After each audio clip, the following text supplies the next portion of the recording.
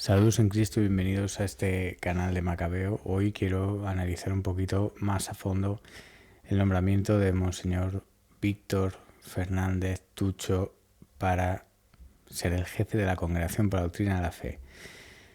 Hay dos motivos para esto, los dije y los mantengo. El primero es destruir la Congregación para la Doctrina de la Fe, no de frente. Ellos en su cobardía nunca lo harán de frente, pero la neutralizan para que no cumpla sus funciones de cara a aprobar lo que sea que quiera que dé a luz este sínodo nefando. El segundo, me parece que Bergoglio está presentando al público su opción de preferencia para sucederle. Así de claro, así de simple. Monseñor Tucho Fernández es quien estuvo detrás de Amoris Laetitia. De hecho, en el sínodo de la sinodalidad no es casualidad que después de 7 años prácticamente volvamos a ver que Amoris Laetitia es la brújula que guía todo este proceso, todo este sínodo, y eso unido a los documentos magisteriales en este magisterio de la Misericorditis que hemos estado viendo y la debacle a la que vamos de cabeza. Bueno, ¿qué significa todo esto? Significa quizás aquello que os comentaba de las profecías, ¿no? Vamos a ver los grandes acontecimientos. Me da la sensación de que Monseñor Tucho Fernández es el verdugo. Hemos visto cómo se hacía un juicio sumario, se dictó sentencia y llega la hora del verdugo. La cosa reverbera en los ecos de la profecía a la que he estado haciendo referencia tantas veces, la profecía de Daniel. Pero no es en la profecía de Daniel referente a los últimos tiempos, al menos no explícitamente, donde encontramos paralelismos. Y lo he dicho en este canal muchas veces, las cosas están en el plano espiritual y en el plano material. Y en el plano espiritual puede que se estén dando y no las veamos. Porque la escritura es literal, sí, pero está el mundo espiritual y el mundo material.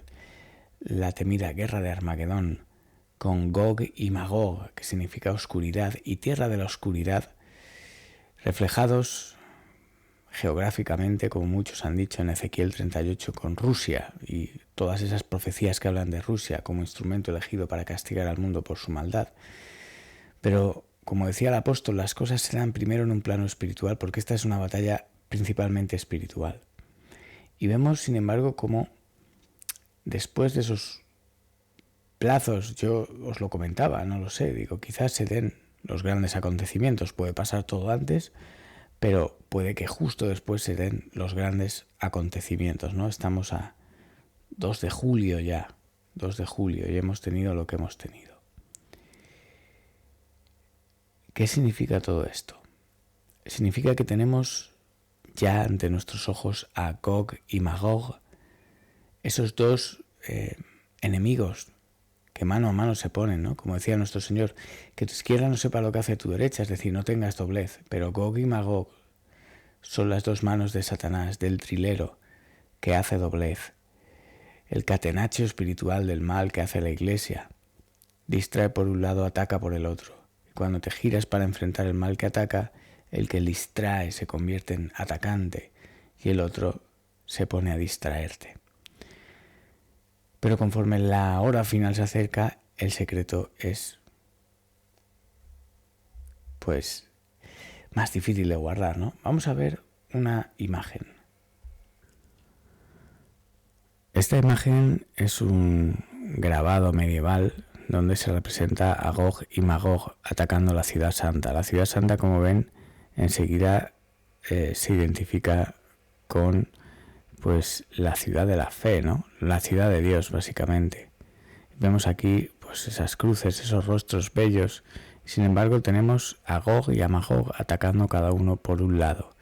Si se fijan en los rostros de los malvados de Gog y Magog, representa lo contrario de la ciudad de Dios, la fealdad, la doblez, la cutrez, incluso.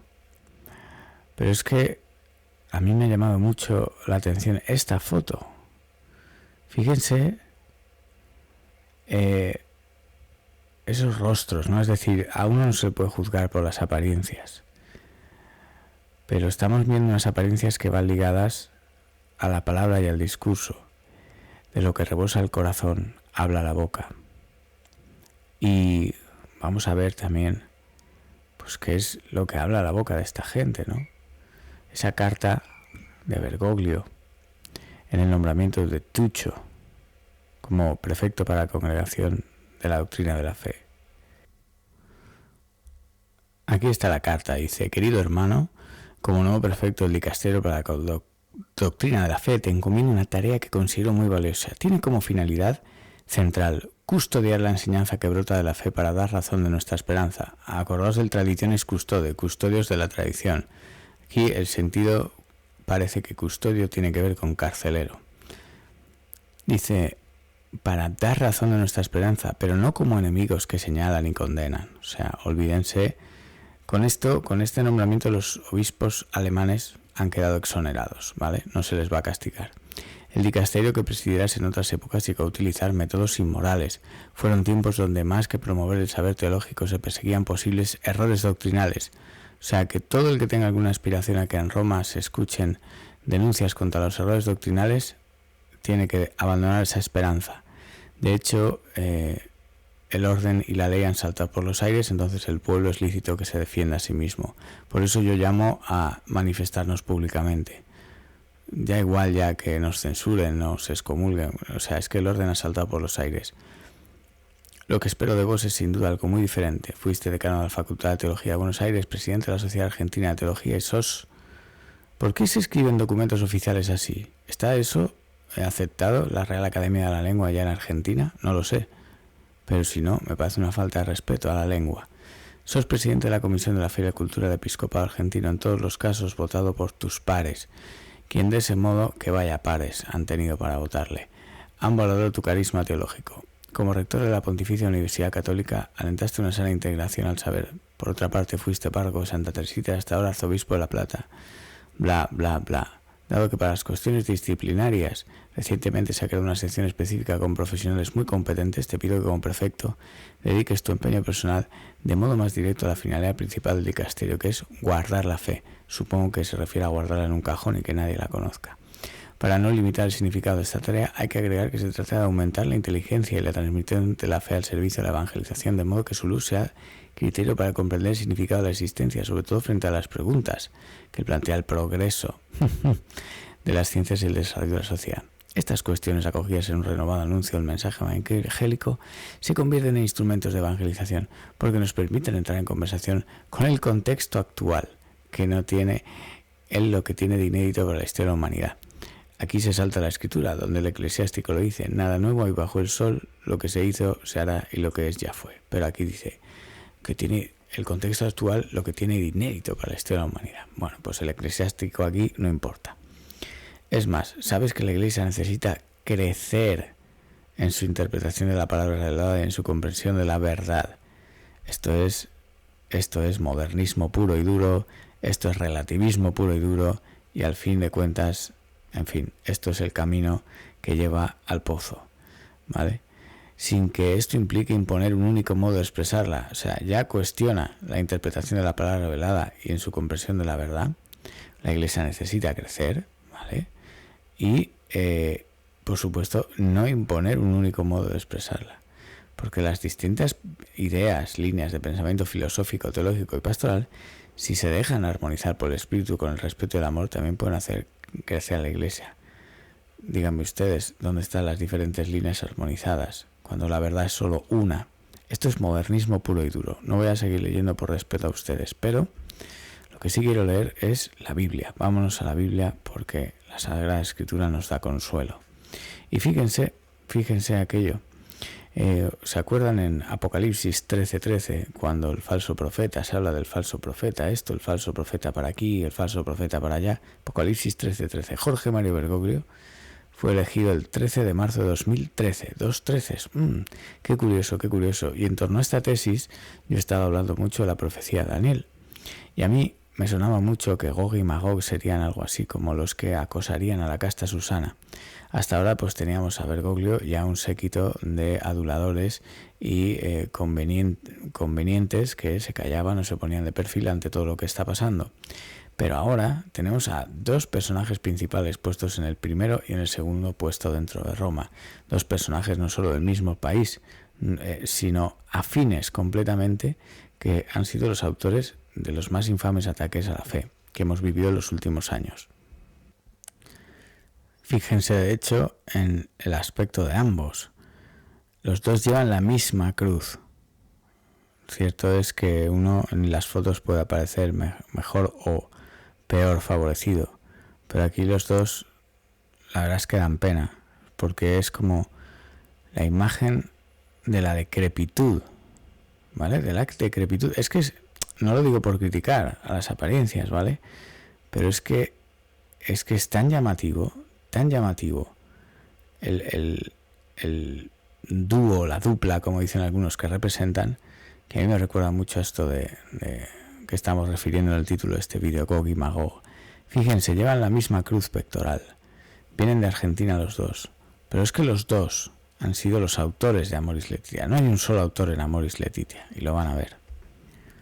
Pero antes, como les decía, Apocalipsis 13:13, comentando al falso profeta, Jorge Mario Bergoglio surgiendo el 13 del 13, pero es que con todo lo que yo he comentado aquí de la profecía de Daniel, lo que no he comentado es lo que hay más allá de la profecía de Daniel relacionada con Daniel, y son estos momentos que voy a comentar aquí, una historia verídica, como todo lo de la Biblia, de Daniel, pero que sin embargo, no me había fijado el capítulo en el que está, Daniel 13. ¿Es todo esto una relación? ¿Significa que está relacionado? Vamos a leerlo. Dice, esto es del libro de Daniel.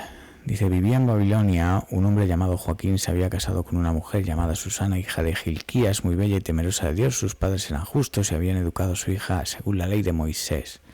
Joaquín era muy rico, tenía un jardín junto a su casa y los judíos acudían donde él porque gozaba de gran estima de entre todos. Aquel año había sido nombrados jueces dos ancianos, Gog y Magog, escogidos entre el pueblo. En ellos se verificó lo que dijo el Señor.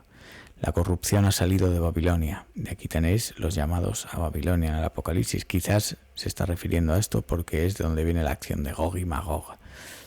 Dice, de los ancianos que hacían de jueces y que parecían guiar al pueblo.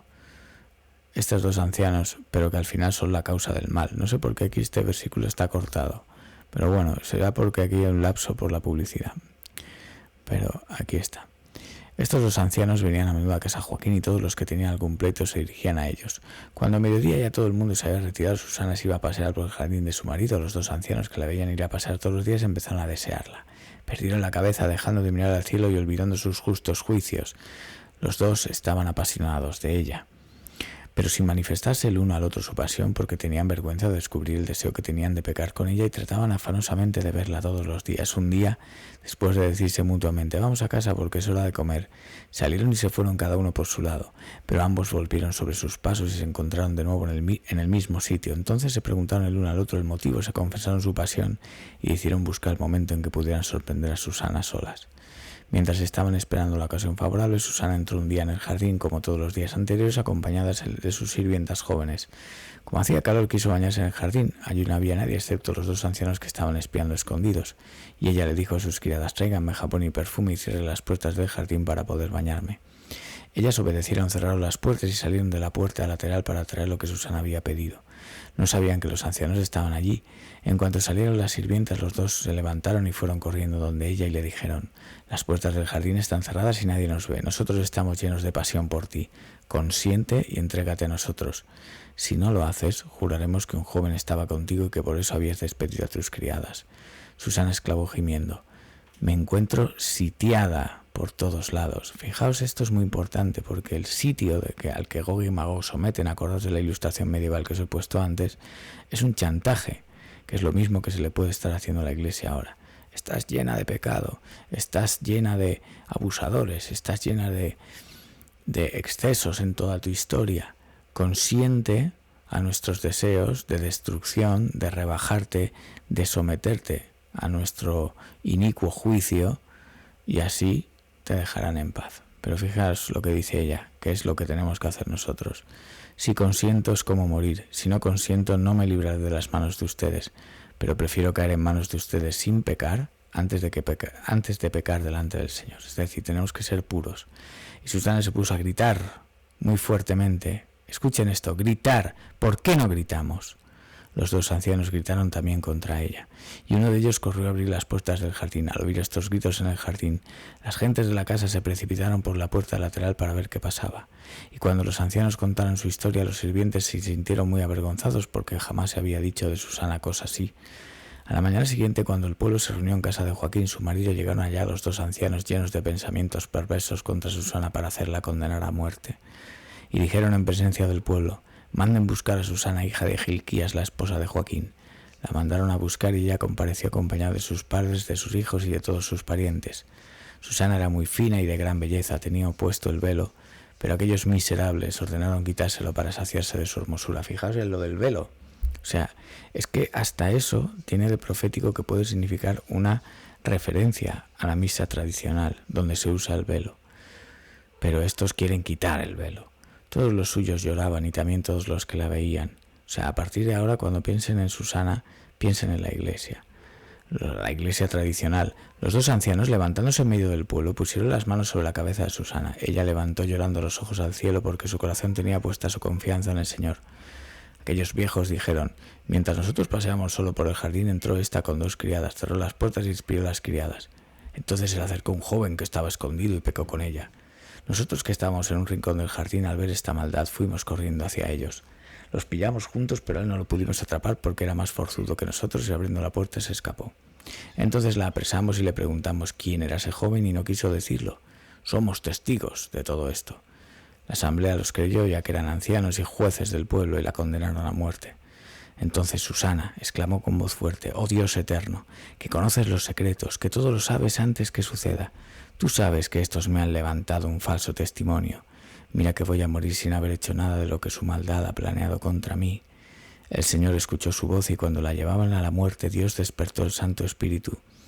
Su Espíritu Santo en un jovencito llamado Daniel, que se puso a gritar: yo soy inocente de la muerte de esta.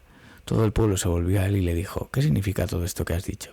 Él, de pie en medio de ellos, respondió: tan torpes son, hijos de Israel, que condenan sin averiguación y sin evidencia a una hija de nuestro pueblo. Vuelvan al tribunal porque el testimonio que estos han levantado es falso. Todo el pueblo se apuró en volver allá y los ancianos dijeron a Daniel: ven a sentarte con nosotros y dinos lo que piensas, ya que Dios te ha dado la sabiduría de los ancianos. Daniel les dijo entonces: sepárenlos lejos a uno del otro y yo los interrogaré. Una vez que los separaron, Daniel llamó a uno de ellos y le dijo: envejecido en la maldad, ahora vas a pagar los crímenes de tu vida pasada. Tú dictabas sentencias injustas, condenabas a los inocentes y absolvías a los culpables, cuando el Señor ha dicho: no harás morir al inocente justo. Así pues, tú lo has visto. Dinos debajo de qué árbol los viste entretenerse juntos, respondió él. Bajo una acacia. Y Daniel contestó: verdaderamente te has condenado con esta mentira, pues ya el ángel de Dios ha recibido de él la sentencia y viene a partirte por medio. Después que despidió a Daniel mandó traer al otro y le dijo: raza de Canaán, no de Judá, la hermosura te ha hechizado y la pasión corrompido tu corazón. Así trataban a las mujeres de Israel y ellas por miedo condescendían con ustedes, pero una hija de Judá no soportó la maldad de ustedes. Dime ahora debajo de qué árbol sorprendiste juntos. Y él dijo: bajo una encina. Dijo Daniel: tú también has mentido. Para mal tuyo, el ángel del Señor ya está esperando, espada en mano, para partirte por el medio y acabar con ustedes. Entonces toda la asamblea exclamó en voz alta, bendiciendo a Dios que salva a los que esperan en él. Luego se levantaron contra los dos ancianos que Daniel convenció de falso testimonio por sus propias declaraciones. Les dieron muerte para cumplir la ley de Moisés, y ese día se salvó una vida inocente. Gilquías y su esposa dieron gracias a Dios por su hija Susana, lo mismo que su marido y todos sus parientes, por el hecho de que nada indigno se había hallado en ella. Y desde aquel día en adelante Daniel fue grande a los ojos del pueblo. Nosotros somos profetas, reyes y sacerdotes. Daniel necesitó una inspiración de Dios, pero nosotros tenemos el libro de Daniel y 2000 años de magisterio y tradición, doctrina, suficientes para saber quién está pecando contra la casta Susana, que es la Iglesia. Y así tenemos las pruebas son los documentos que ellos mismos han escrito en contra de ella, en contra de la doctrina que ella siempre defendió, porque ella es fiel a su Dios. Le quitaron el velo, cancelaron la misa tradicional y intentaron quitarle todo, al marido, a los hijos, su legado, etc. Como ven, este texto es profético, pero nos pone también a nosotros en una situación muy concreta. El pueblo se dejó arrastrar por el falso testimonio, supuesto prestigio de dos viejos verdes. El pueblo no fue crítico. Mi pueblo muere por falta de conocimiento, dice Dios con el profeta Oseas. Nos está pidiendo que investiguemos, utilicemos la razón también, porque a Dios se le ama con todo, con la voz también. Y decía el apóstol, ay de mí si no evangelizara, porque si no oyeran con su oído la buena nueva que los salvara, no se salvarían. Muchos de ustedes dicen, hay que seguir rezando, rezar y no actuar. Aquel que no actúa, entonces yo le pregunto lo siguiente. ¿Qué mandó hacer Dios en Pentecostés? ¿Por qué les dio el don de lenguas? Si según ustedes lo único que hubiera habido que hacer es haberse quedado en el cenáculo orando sin parar. Si es que todo se puede con la oración. Pero es que así no estamos amando a Dios con todas nuestras capacidades, que también son el habla, el raciocinio, la fuerza. Estamos dejando todo eso de lado, que también es don de Dios, y relegándolo todo a la oración sin usar todas las armas que Él nos ha dado, aunque de ellas la oración sea la más fuerte. Sin embargo, no lo es todo, porque no somos fideístas, no nos salvamos solo por la gracia, sino también por las obras. Por lo que, como dice el profeta Daniel en el libro, el Espíritu Santo de Dios inflamó al profeta Daniel y lo hizo gritar. No lo puso a rezar en una esquina, lo hizo gritar y enfrentarse de viva voz y en público. Por lo tanto, aquellos que solo argumentan que hay que orar y ya está, no se puede hacer más, yo les diría lo siguiente: vivimos de fe y obras, no solo de fe. Y aunque rezar sea el arma más poderosa, no es la única, y estamos llamados a la santificación usando todas las armas. El silencio es bueno para callar la ociosidad, pero es malo si se calla la verdad. La obediencia es un don humilde y excelso si se ata a la verdad, pero la obediencia al error es concupiscencia y no es ninguna virtud, no tiene nada de bueno, porque lo único que conseguimos es que el mal se extienda. Estamos obligados, como el profeta Daniel, a gritar, porque si no, tendremos que ver con la muerte de Susana, con la muerte de la Iglesia. Pero hete aquí que lo que Dios le inspira a Daniel, y en él están todos, porque él reprende al pueblo, si solo hubiera sido algo que hubiera tenido que hacer él, ¿vale? Daniel no le hubiera reprochado al pueblo, pero lo hizo. Por lo tanto, el llamado que tuvo Daniel es un llamado para todos y es una obligación. Tan torpes sois, hijos de Israel, que condenáis sin averiguación y sin evidencia a una hija de nuestro pueblo. Tan torpes son tantos supuestos católicos que hoy en día dejan que se destruya la doctrina sin averiguación de la misma y sin evidencia de que las novedades que dicen estaban o no en el acervo de la tradición y de la doctrina y de la escritura. Lo aceptan todo sin pensar, solo por el supuesto juicio de dos jueces inicuos que guardan en su corazón cosas oscuras y ya no miran al cielo. Yo soy inocente de la muerte de esta, pero para ser inocente de la muerte de esta hay que gritarlo, porque si no somos cómplices. Por eso, tú que oyes este vídeo, sea quien seas, estás obligado a gritar. No dejar que otros hagamos vídeos, no dejárselo todo el trabajo a algunos que tomamos ese deber que tenemos todos en serio y en conciencia. No, de esto no exime. Y todos aquellos que callan, da igual lo que tengan que perder. Si sois sacerdotes y calláis para no perder el sueldo, más culpa tenéis, porque mayor responsabilidad tenéis y por eso tenéis un sueldo. Y si mantenéis el sueldo por callar, seréis sepultados con esas monedas de oro que serán usadas para comprar un campo de sangre donde acabarán vuestros restos.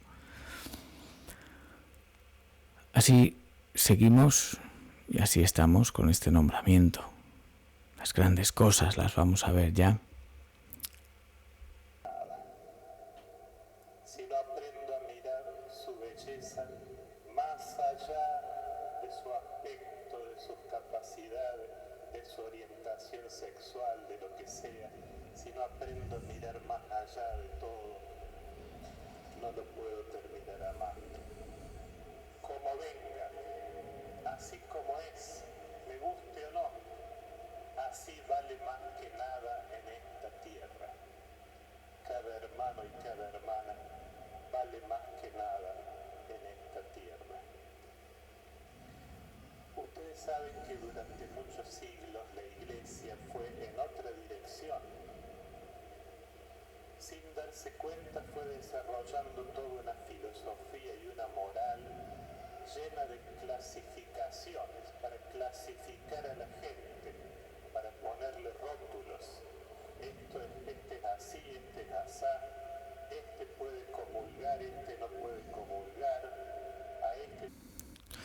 Bueno, pues nosotros como Daniel vamos a investigar a estos que dicen las cosas que acaban de oír. Dice el blog Wanderer: desde el inicio mismo del pontificado de Francisco, cuando la pálida luz del entonces Tucho Fernández comenzó a inflamarse, comentamos periódicamente en este blog quién era el personaje, pero sinceramente jamás pensamos que la maldad de Bergoglio y su empeño en dejar tierra arrasada de la Iglesia llegara al punto de nominarlo para el puesto que ocupó durante décadas Joseph Ratzinger, el cardenal Caffarra, hace 5 siglos el cardenal Merry del Val hace 100 años. Este nombramiento dará lugar a cientos de análisis, mientras tanto dejo aquí un compilado de todas las entradas que dedicamos a Tucho Fernández. Aquí hay una compilación de todo lo que hay, ¿vale? Pero yo quiero pasar aquí.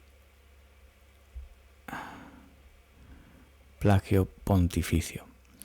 Dice: Sandro Magister dio a conocer ayer que los párrafos más confusos y menos católicos del documento pontificio que hemos llamado los Amoris de Leticia, Amoris Laetitia, y que son justamente aquellos que dan pie a que los recasados puedan comulgar, no son originales de la pluma de Bergoglio. Es decir, el Papa Francisco plagió, y aquí viene la sorpresa, se copió nada menos que de un par de artículos escritos hace 10 años por Tucho Fernández. Francamente, ni Hugo Sofovich podría haber ideado una comedia tan grotesca, ni Fidel Pintos la podría haber interpretado tan magistralmente. Que en las encíclicas de estos documentos papeles haya innumerables citas de otros autores debidamente referenciadas es regla y norma.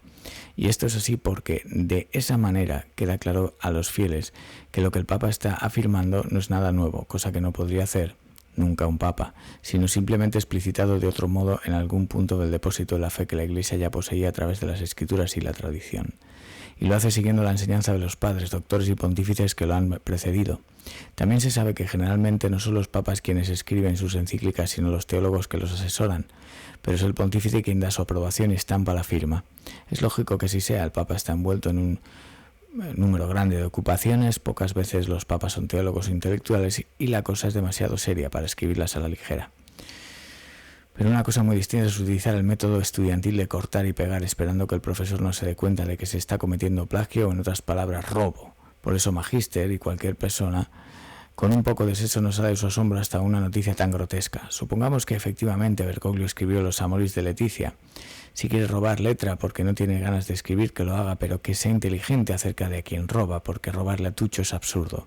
Lo mismo hubiera sido, y le habría salido más barato, robarle a Jacobo Winograd, o Bernardo Stamateas o a Joan Sebastián Mastropiero. Sí, en cambio fue el mismo Monseñor Tucho Fernández el que escribió el documento, que es lo que sugiere Sandro Magister, es un indicador preciso de que estamos en lo más profundo de un horno siderúrgico. Nada menos que Tucho Fernández es quien establece la doctrina de la Iglesia Universal. O sea, este artículo es del año 2016. Con lo que acaban de ver, esto queda ratificado. En gran medida, al menos. Monseñor Tucho Fernández es un personaje menor, burdo y obsecuente, cuya producción intelectual comenzó en un libro, Sáname con tu boca, el arte de besar, y prometió una carta pública redactada poco después a la elección del cardenal Bergoglio al suelo pontificio, en la que hace gala del lenguaje soez y giros vulgares para defender a su padrino. En los pasillos vaticanos lo conocen como il coccolato, es decir, el consentido o el niño mimado. Nosotros diríamos el chupamedias, porque tanto el Otrevere como en el Río de la Plata todos saben quién es el personaje. Este episodio, insisto, impensablemente grotesco, pone una vez más en el tapete la cuestión del famoso magisterio. ¿Hasta qué punto se puede seguir sosteniendo la versión tradicional de la tradición segunda mitad del siglo XIX acerca del valor del magisterio eclesiástico, cuando en un documento que claramente se encuadraría dentro de lo que se conoce como magisterio ordinario ha metido mano un palurdo como Tucho Fernández, provocando confusión en millones de fieles y modificando en los hechos la doctrina verdaderamente tradicional de la Iglesia sobre el matrimonio? En esta cuestión sucede algo muy curioso, una confluencia o coincidencia de opuestos que ni siquiera Nicolás de Cusa hubiese soñado. Tucho afirmó en una entrevista a un diario italiano: el Papa está convencido de lo que yo he escrito o dicho no puede ser castigado como si fuera un error. Por lo tanto, en el futuro todos podrán repetir esas cosas sin miedo a ser sancionados. Tanto para Bergoglio como para su niño mimado, lo que el Papa dice, es decir, lo que ellos dicen, es palabra incuestionable y sagrada. Esta opinión propia de los dos progresistas sería suscrita sin problema por un neocon de cualquier especie, desde el Opus Dei a Fasta. Todos coincidirían, pero incluso también coincidirían muchos fieles que han adoptado una suerte de filosofía alfonsinista para salir del brete, lo que el ultramontanismo decimonónico los ha ubicado. El presidente argentino de tumultuosa memoria solía repetir que los problemas de las democracias se curan con más democracia. Ellos dicen, los problemas del magisterio se curan con más magisterio, y por tanto la solución pasa por que el Papa se ponga los pantalones y se dedique a enseñar en serio. La solución, en realidad, pasa por otro lado. Es bastante sencilla, pasa por ser cristiano y retomar la verdadera tradición de nuestra Iglesia que no empezó con Pío IX. Un párrafo de la historia de Jesucristo del padre Raymond Brackerberg echa luz sobre la verdadera fuente de la revelación. A todas las solicitaciones a salir del silencio con revelaciones particulares, Dios podría replicar: puesto que te he dicho ya todas las cosas en mi palabra, que es mi Hijo, no tengo más palabra que pueda ahora responderte, nada ni revelarte más que eso. Fija los ojos en Él, solo pues en Él lo he dicho todo, lo he revelado todo y encontrarás en Él más aún de lo que deseas y preguntas. Si fijas los ojos en Él, lo encontrarás todo, pues Él es toda mi palabra y mi respuesta, Él es toda mi visión y toda mi revelación, todo os ha sido dicho ya, respondido, manifestado y revelado, etc. Bueno, lo que quiero decir con esto, ¿vale?, es que, si se fijan, Monseñor Tucho, ¿vale?, el arte de besar, bésame, sáname con tu boca. ¿Qué es lo que pasa en Amoris Laetitia, esos pasajes escritos por Monseñor Tucho Fernández? Pues primero, que estos 10 años que hemos estado viviendo, él ha sido el que ha estado en la sombra. Es decir, parte de todo lo que hemos sentido es su influencia directa a través de Bergoglio, que la dejaba pasar. ¿Quién ha manejado a quién realmente? ¿Vale? Y ahora vemos, quizás, la sombra que estaba detrás tomar forma y presentarse ante el público en un cargo de inquisidor. Y digo inquisidor con todas las letras, porque eso es la Congregación para la Doctrina de la Fe, la Inquisición, que si otrora fue un órgano firme, un órgano fuerte al que temían, porque defendía la verdad, ahora, cómo no, el colofón final es que sea siervo o utilizado para extender la mentira, o como mínimo callar la verdad. ¿Esto qué significa? En Amoris Laetitia, en la página, en el capítulo 8, nota a pie de página, como los guardas del templo y los fariseos apresaron a nuestro Señor, en una nota a pie de página de noche y en un huerto por miedo a la multitud, para que no se enterara nadie del crimen, lo que se hace es entregar el cuerpo del Señor a los gentiles, a los que están en pecado manifiesto y constante. Esto se ratifica en la carta para los obispos de Buenos Aires, donde se dice que la persona que incluso ha intentado tener la nulidad matrimonial no se la han dado, por lo tanto la Iglesia reconoce que su matrimonio es válido, y que están en pecado, pero aún así no pueden guardar la continencia y saben que es imposible guardarla, que no es factible, eso es lo que dice el documento, pueden ir a confesarse y comulgar igualmente. Es decir, se van con una conciencia, según este documento, de que van a volver a caer, por lo tanto no hay propósito de enmienda y lo que se hace es accionar, legalizar el sacrilegio. Eso es lo que pasa en Amoris Laetitia, es lo que ha escrito este Tucho y es lo que vuelve a estar encima de la mesa en este sínodo de la sinodalidad y todo lo que hemos vivido.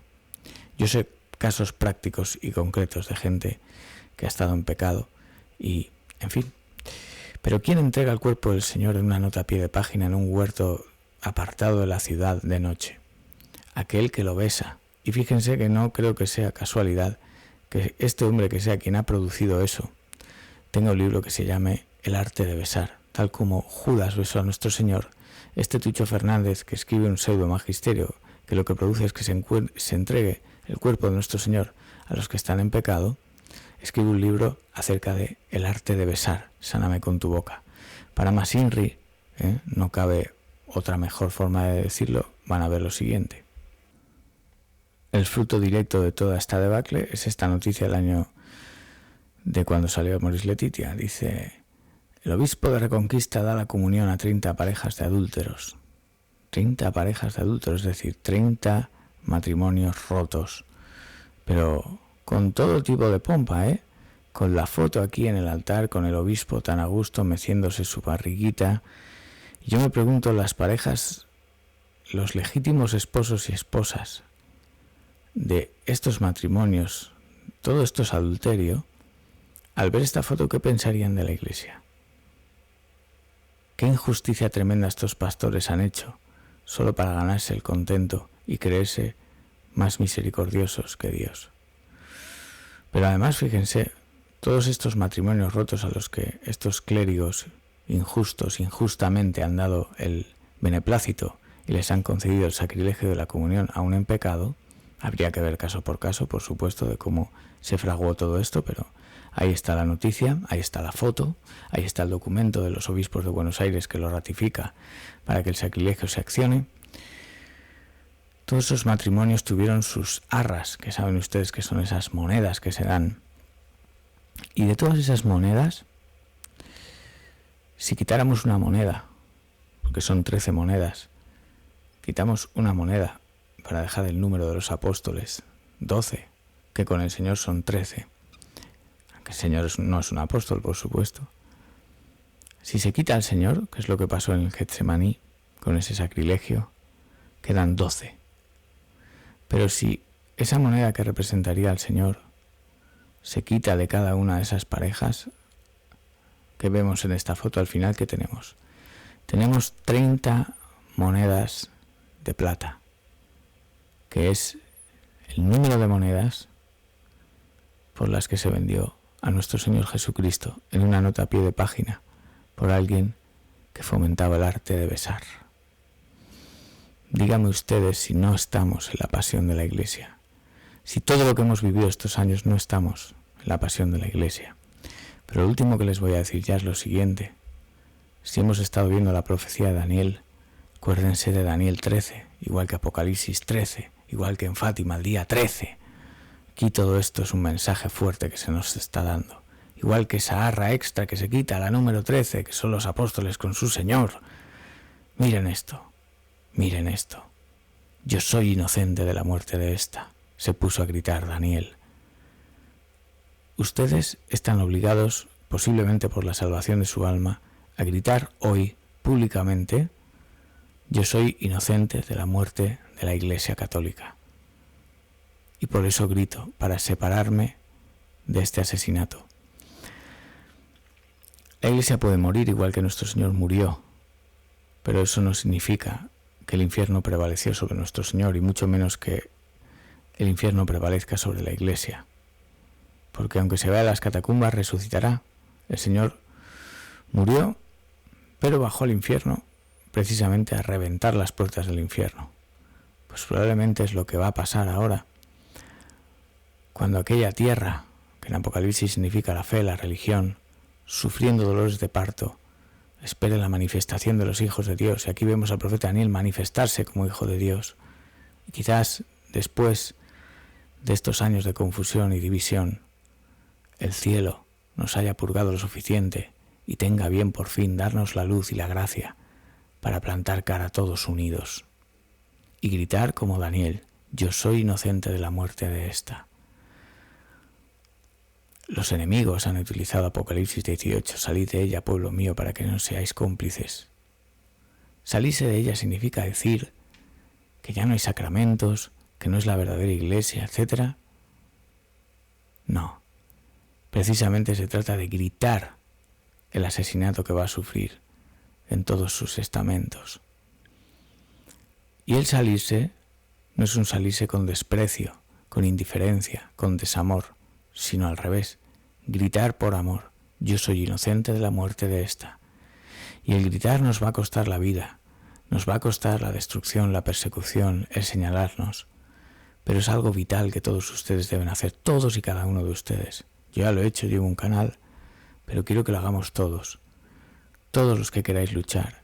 En cada país debemos organizarnos, un ejército, para manifestarnos en las puertas de los obispados a rezar el rosario, en contra de la Agenda 2030 dentro de la Iglesia, en contra de todos los atropellos que están haciendo a la fe, a la doctrina, al magisterio, a la tradición, en contra del sínodo de la sinodalidad.